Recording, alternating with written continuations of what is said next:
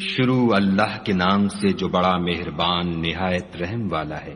تارے کی قسم جب غائب ہونے لگے کہ تمہارے رفیق محمد صلی اللہ علیہ وآلہ وسلم نہ رستہ بھولے ہیں نہ بھٹکے اور نہ خواہش نفس سے منہ سے بات نکالتے ہیں۔ یہ قرآن تو حکم خدا ہے جو ان کی طرف بھیجا جاتا ہے۔ ان کو نہایت قوت والے نے سکھایا، یعنی جبرائیل طاقتور نے۔ پھر وہ پورے نظر آئے اور وہ آسمان کے اونچے کنارے میں تھے، پھر قریب ہوئے اور آگے بڑھے تو 2 کمان کے فاصلے پر یا اس سے بھی کم۔ پھر خدا نے اپنے بندے کی طرف جو بھیجا سو بھیجا۔ جو کچھ انہوں نے دیکھا ان کے دل نے اس کو جھوٹ نہ جانا۔ کیا جو کچھ وہ دیکھتے ہیں تم اس میں ان سے جھگڑتے ہو؟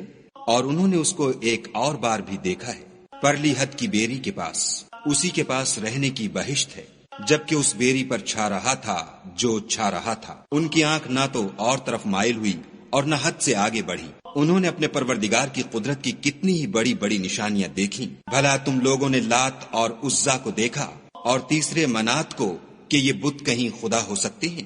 مشرکو، کیا تمہارے لیے تو بیٹے اور خدا کے لیے بیٹیاں؟ یہ تقسیم تو بہت بے انصافی کی ہے۔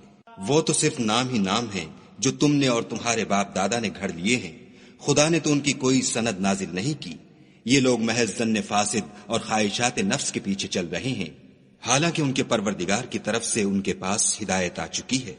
کیا جس چیز کی انسان آرزو کرتا ہے وہ اسے ضرور ملتی ہے؟ آخرت اور دنیا تو خدا ہی کے ہاتھ میں ہے، اور آسمانوں میں بہت سے فرشتے ہیں جن کی سفارش کچھ بھی فائدہ نہیں دیتی مگر اس وقت کہ خدا جس کے لیے چاہے اجازت بخشے اور سفارش پسند کرے۔ جو لوگ آخرت پر ایمان نہیں لاتے وہ فرشتوں کو خدا کی لڑکیوں کے نام سے موسوم کرتے ہیں، حالانکہ ان کو اس کی کچھ خبر نہیں۔ وہ صرف ظن پر چلتے ہیں اور ظن یقین کے مقابلے میں کچھ کام نہیں آتا۔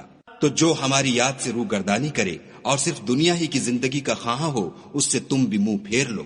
ان کے علم کی یہی انتہا ہے۔ تمہارا پروردگار اس کو بھی خوب جانتا ہے جو اس کے رستے سے بھٹک گیا، اور اس سے بھی خوب واقف ہے جو رستے پر چلا۔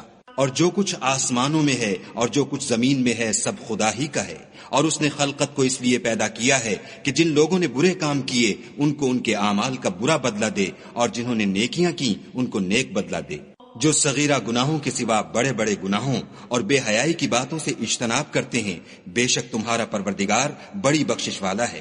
وہ تم کو خوب جانتا ہے۔ جب اس نے تم کو مٹی سے پیدا کیا اور جب تم اپنی ماؤں کے پیٹ میں بچے تھے تو اپنے آپ کو پاک صاف نہ جتاؤ۔ جو پرہیزگار ہے وہ اس سے خوب واقف ہے۔ بھلا تم نے اس شخص کو دیکھا جس نے منہ پھیر لیا اور تھوڑا سا دیا پھر ہاتھ روک لیا؟ کیا اس کے پاس غیب کا علم ہے کہ وہ اسے دیکھ رہا ہے؟ کیا جو باتیں موسیٰ کے صحیفوں میں ہیں ان کی اس کو خبر نہیں پہنچی؟ اور ابراہیم کی جنہوں نے حق اطاعت اور رسالت پورا کیا، وہ یہ کہ کوئی شخص دوسرے کے گناہ کا بوجھ نہیں اٹھائے گا، اور یہ کہ انسان کو وہی ملتا ہے جس کی وہ کوشش کرتا ہے، اور یہ کہ اس کی کوشش دیکھی جائے گی، پھر اس کو اس کا پورا پورا بدلہ دیا جائے گا، اور یہ کہ تمہارے پروردگار ہی کے پاس پہنچنا ہے، اور یہ کہ وہ ہنساتا اور رلاتا ہے، اور یہ کہ وہی مارتا اور جلاتا ہے، اور یہ کہ وہی نر اور مادہ 2 قسم کے حیوان پیدا کرتا ہے، یعنی نطفے سے جو رحم میں ڈالا جاتا ہے، اور یہ کہ قیامت کو اسی پر دوبارہ اٹھانا لازم ہے، اور یہ کہ وہی دولت مند بناتا اور مفلس کرتا ہے، اور یہ کہ وہی شعراء کا مالک ہے، اور یہ کہ اسی نے عاد اول کو ہلاک کر ڈالا، اور سمود کو بھی غرض کسی کو باقی نہ چھوڑا، اور ان سے پہلے قوم نوح کو بھی۔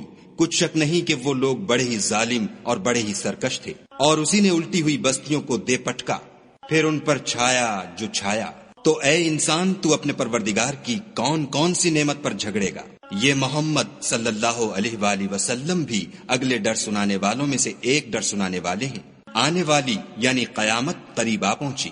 اس دن کی تکلیفوں کو خدا کے سوا کوئی دور نہیں کر سکے گا۔ اے منکرین خدا، کیا تم اس کلام سے تعجب کرتے ہو اور ہنستے ہو اور روتے نہیں، اور تم غفلت میں پڑ رہے ہو؟